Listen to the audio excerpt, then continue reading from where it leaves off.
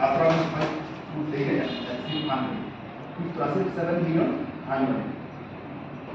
We waste between 17 to 36% of mangoes we produce.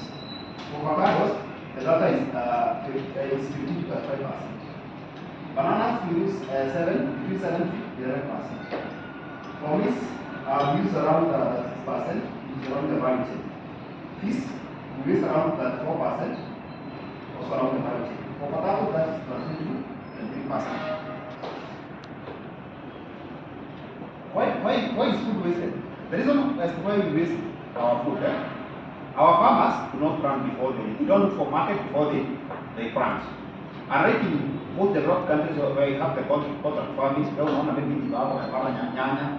you think maybe nyanya itakupea pesa. Hii nyote mnapanda nini? Mnapanda nyanya. So what happened? You saturate the market. Another reason that's why we waste food is because of unrealistic standards.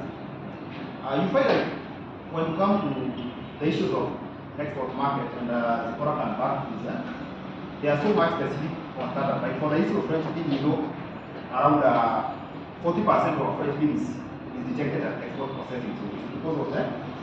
It's not bad, but matter we find in most cases maybe too small or too long. So you end up getting wasted. Or sometimes because of high pesticide levels.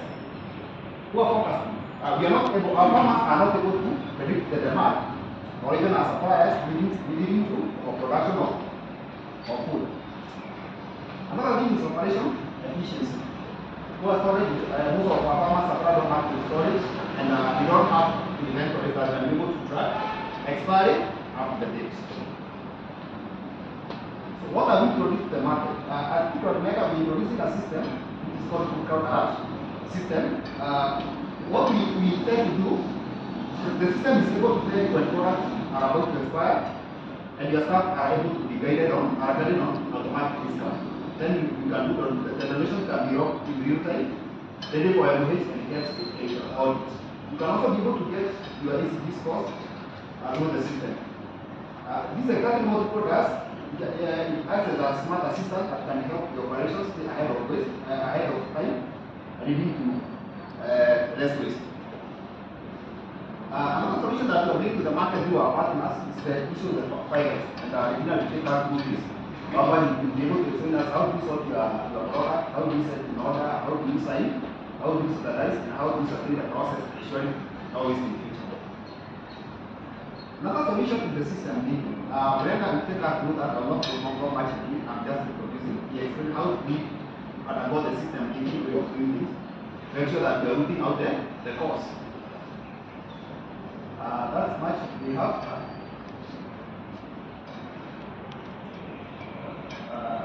By integration of what we have with the food, we do not even integrate with the hazard of the food manufacturing standard, ensuring food safety, or we minimize the impact, which will maintain food safety protocols, preserve food standard, and enhance traceability.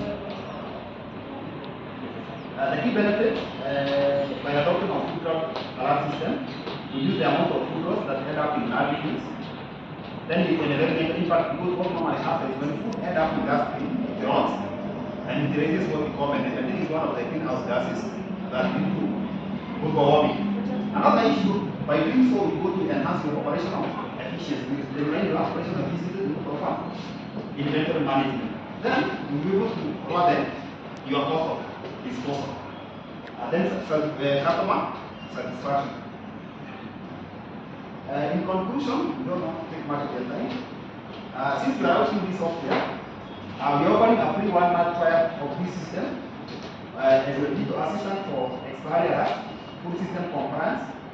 We also help you in hazard, food manufacturers and security and supplier coordination, which will help you track costs, stay audit-ready, simplify soft ID for retailers, manufacturers, and service providers.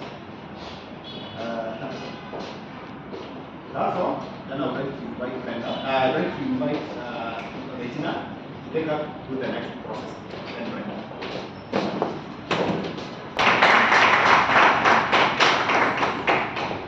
Because that is what I know. Everyone who is living and exists want to have a better what? A better day tomorrow. You know, sleeping in hope, is it? And that is what I normally like. I engaged in this program or this process that is called Maina from Japan. And we have heard of Toyota production where that every part comes at a risk, just in time. That you want to make this car, the supplier one for tires, the supplier two, I don't know for what pin, and the supplier, all of them, real time, they are communicated and they are able to bring all the components of the vehicle at the right time so that your customer doesn't suffer. And under Kaizen, and I've heard this man say that it's going to take all of us to overcome this challenge of food loss. And in Kaizen, those of us who have not heard, there is a poem that is said, and the poem goes like this: who loves boy? It was a male boy. I'm happy to and I'll be okay. We say that alone we are weak, and together we are strong. Does that sit better with us? Yes. Even at our personal level, in our business level, and even at our family setup, together we shall work with our own hands as a family in mutual trust and responsibility. Hapo kwa responsibility, hapo ndio maneno yetu. Progress can be achieved if only we are able to change ourselves. You're always looking at others changing. It's the system, it's the government. We don't find that small thing that I can do as an individual. My opinion is of no importance. The only thing of importance is the value at the Gemba. Gemba is a Japanese word which talks about that your shop, that talks about that your factory, that your training facility, that your kitchen, where the real work is being done. Real products are being produced. And they are being stored. The cold chain, that is the Gemba, where there are people also, because it's nothing that can be done without people. And we shall change it to the teamwork. If we are able to teamwork here, you bring your insight, I bring my insight, we are going to build something that is very, very, very beautiful for all of us when it comes to the element of food loss. And because we are in peace, personally, I help organizations to identify these losses in their operations, in their facility, be it at farm level, be it at the storage level, be it at factory level, and even during the transport, where you want to take your goods. And when we come to your facility, we identify various losses that we note can be eliminated using very little investment. Because in Kaizen we say mindset before money. So we use those two ends. Because when people hear about continuous improvement or about improvement, they think about AI, they think about AOTS that require you to have those signals, have people who are skilled to interpret and also analyze the data. That is not the case. When we talk about Kaizen, is identifying what there is that you can work on, improve, and make sure that you are operating at optimum. That the resources that you have are being used for the right purpose and at the right time. And we look at these 7 ways, and it's an acronym, TIM, T-I-M, Woods, and one of them is transport. And you find, like we have noted, most of the products get spoiled along the route, where we are transporting from Kirinyaga up to a certain place in Kisumu or wherever. That place, from point A to point B, there is a lot that happens. So I do believe that some of us have ever bought something and on receiving, you're wondering what's happening. On receiving, you realize it is missing on element A, on element B, or it is damaged, it's a gram, it's some tomatoes, it is bananas, more especially bananas. You want to transport them and they arrive, like mostly, if you don't do it well, 50% will not be good. If it's a whole banana, then half of it is gone. And there are some people, you know how the banana looks like when it's pressed. That happens in the transport. So we come and break down that your transport system. Whether you are moving products from that area to this other area, in between what happens? How are you packaging them? In the container that you're using. If you're handling them, how are you handling them? How are you doing the actual activities that are engaged in transportation? The other thing is about inventory. I believe that most of us are abundance oriented mindset. And maybe it's not our mistake, it's the way we are. Some of us came from a place where once you finish that packet of unga, there is none other in sight. So we want to buy 12 packets of unga, and we want to just think so that you can be happy. At least there is. And if you did the mathematics of your consumption rate, it is not tuning up to the 12 packets. So what happens? Even in our own house, we may be thinking that even these waste are being generated, or they are coming out from the other facilities that are fully organized. No, kwa nyumba ndani. And that's why sometimes there was this thing of NEMA, they were talking about several dustbins. And what were we saying? Hey, ati NEMA anataka tukue na dustbin tano. And we are complaining. Let me tell you, it is a very important thing. So that you can separate the waste that you have. It's only that as human beings, naturally, psychologically, we don't know, status quo, we want evil to anything new that is coming. We are either afraid it's coming to attack us, or we are afraid it's going to make us change the way we do things. And that takes effort. So it shows that as human beings, most of the things that we refuse to do are things we can.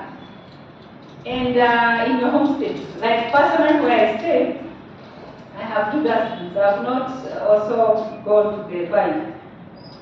And in one dustbin, I put only the organics, the food, that peel of banana, the leftovers, the melon cover, I put. And I am practicing that circularity. I have a neighbor who has chicken, and she comes for this food that I put in a separate dustbin. And what do I get? After a month, I get a crate of eggs.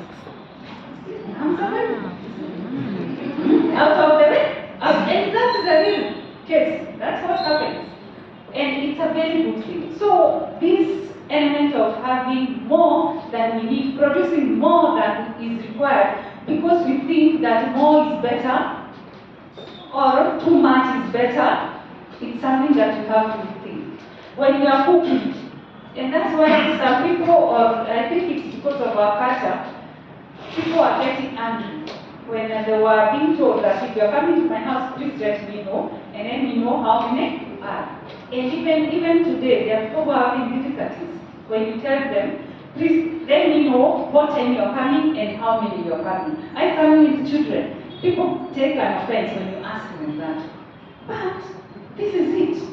Do we see the opportunities that we have as individuals to start this from our homestead, to start this from our houses? So that when I know the number of people who are coming, I will not cook too much ugali or whatever I'm preparing. So I will not be left with a lot. I'll be saving my unga, I'll be saving my efforts and all that.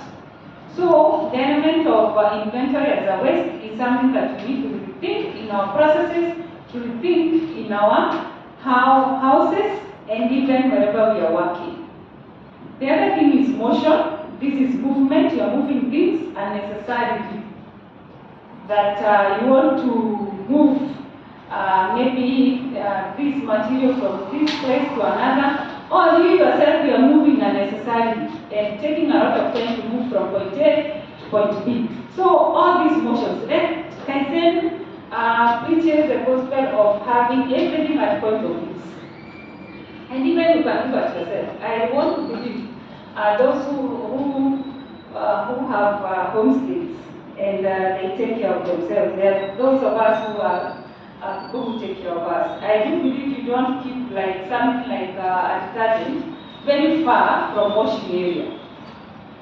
So that if you want to wash, you have your water, you have your basin or whatever you use, your washing machine, and the soap is somewhere near, so that you can reach it by hand. You take lesser time. Because there are also risks in motion. There is a possibility of you falling and even that detergent spoil. That is what we are talking about. So we think the processes, then we start them from our homestay. Then when we go to other places, we shall be able to practice. The other one is waiting. There are those people who buy things and they are waiting for the time. Market kunaendaje? The bananas are still ripening further. The tomatoes are still ripening. Tunakoja tu, wacha tu tutauza saa ile. It is in the farm, and what happens? It overgrows. So those things of waiting, you're waiting for that perfect time that most of the time when you look at it, doesn't ever come. So it's up to us to review and see where are we waiting, and in this waiting, what are we experiencing in our own places of work, or even in our farms and even in our stores. The other waste that we identify is overproduction. We are doing more than we need, more than the customer requires. You want to stock your shop, even as you are coming up here, you look at the glass windows and you see most of the clothes shop. Some of the clothes, if you have come here again last year, they were still there. Why are they not moving out? I believe there's someone who needs that dress, but they want to hold on. And they are lucky the dress does not expire. Is it? The food it will poor, but what about food? It will go back, it will expire, or some other things that we use. So it is important that we do not produce or even procure more than we require. So we manage our supply chain. We just pick what is enough for the period or for the market that we are targeting. The other thing is on our processing, doing more, labeling. And what happens, like in that case where we have overstocked, we have had a lot of inventory, and now the products have expired. Scientifically, we know haiwezi kuwa mbaya sana. So what we do, we remove the label, we print another one, and we put. What happens? The losses within that process of removing the label, that is labor that you had not anticipated when you are buying the product. That you are now removing the label, you have already stored, you have spent money, you have borrowed space or rented space, and now you go and buy another label. That is another cost. Then you also engage other people you're going to pay, or machine you're going to use, electricity and all that. And by the end of the day, you want to sell that product, that thing, the same price. Because you will not come to me and tell me, hii nilihapa kutoa repo tukaweka ingine, so that's why the normal price is 50 bob, I want you to buy at 56. I will not, and nobody will want to hear that. So who goes under a loss? It is you as a user. And again, you're doing the wrong thing, because some of these products are not allowable. And the experts can tell us. There are some products, once they hit the expiry dates, you're not supposed to expose them to the market again. And that is what we are saying of processing, resulting from our overstocking, too much inventory, or even overproduction. Then we have also effects. When you're doing more what you're doing, it's very important that we produce products that meet the customer expectations. And this is where standardization comes in. That we say that this product, this juice, the way we are producing it should have this component A, 50 grams, or 5 grams, component B, meaning that in our process we shall be so careful that all ingredients that are to be used, they are being measured and they are being read. That one will make us produce a product that will meet the specifications. that will meet the standards that are already set. So it's up to us at our own level, even if it is that food. If it's someone who is in the kitchen, they don't overdo, because people are on their phones as they are putting the oil. And you know, it is a liquid oil, and as you lift it up, mzigo sometimes unamwaga tu mingi. Rarely will you find someone getting oil from the sufuria because they have put too much. So it's up to us to make sure that we are not producing defective products. We are not doing things that are going to produce defects by the end of it all. Because some of the products we produce here and we claim we are doing the very best that we are doing, we have taken the weights, all that. Did we take care of the scale that we are using? Has it been calibrated? Is it okay? So that we don't also blame Kenya Bureau of Standards. They took the product here, when I took it to this other lab, it passed. When I took it to Kenya Bureau of Standards, those are the stories we tell ourselves. But we need to do more. We need to make sure that whatever we are doing it the right way, using the right measures, or even the tools, the equipment that we're using, let them be service. Those who have cars, they know, they get scared if the car has exceeded the period. Why? Because you're afraid of yourself. Because naturally human beings are very selfish. So they know if this car, and I'm the one who is driving, so if it is going to fail on the road, I'm the one to suffer. So in that, knowing I'm going to suffer myself, I take the initiative. That's what happens. So even in this area, in this space of food loss, we have to look at it differently. So the other waste in the team woods that we identify whenever we get into a workplace and do what we call an audit is the skills. We have talented people, we have people who are qualified, but for some reason, you find that the skills, the ideas they are bringing, because the system is not working, it cannot be applied. And those are the things that we need to look at. Someone is there, we are having issues with this too much inventory, and then someone brings up an idea and say, what if we are able to have our customers maybe book the product that you are saying we want to sell, and then someone else, because they have been in the system for a longer period, or because these are Gen Zs, they don't know anything, they are dismissed. That skill, that idea that we keep quiet or wish away, that would be the turning point of that business. So it is important that we listen. It is important that we keep learning.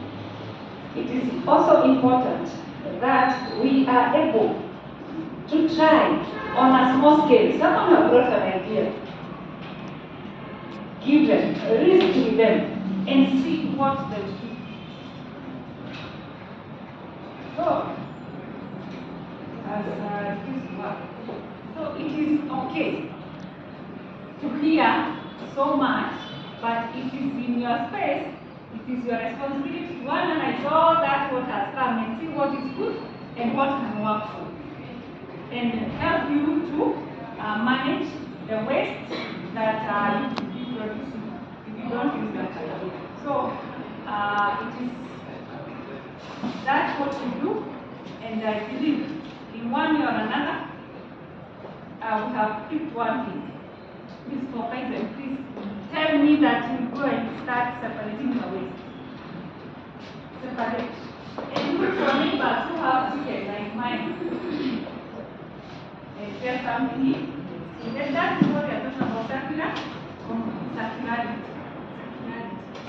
Go to that your wardrobe. And some of us bought a certain dress when we were like this.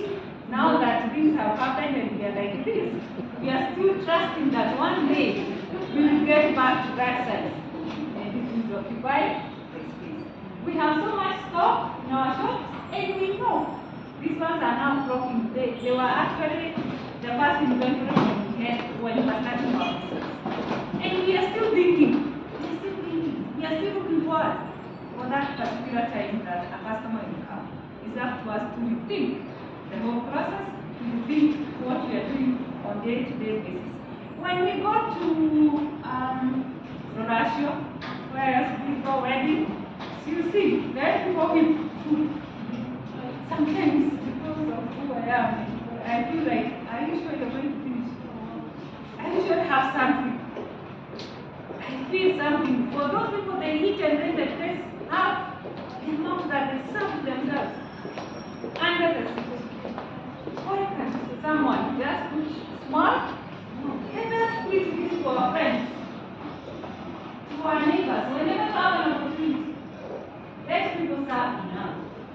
Because that is also another opportunity of food loss. True of us. We have experienced this. There are those who are gifted, they'll eat, even if it's Mount Kenya, they'll eat and finish thousands of tea. It is better that way, better than leaving the plate, half food, and then it will go to this. So that is what I had for us, and thank you so much for coming. Let us teamwork. We can only do this. We work towards the same goal. We all have a role. So thank you so much, and I want to invite Brenda.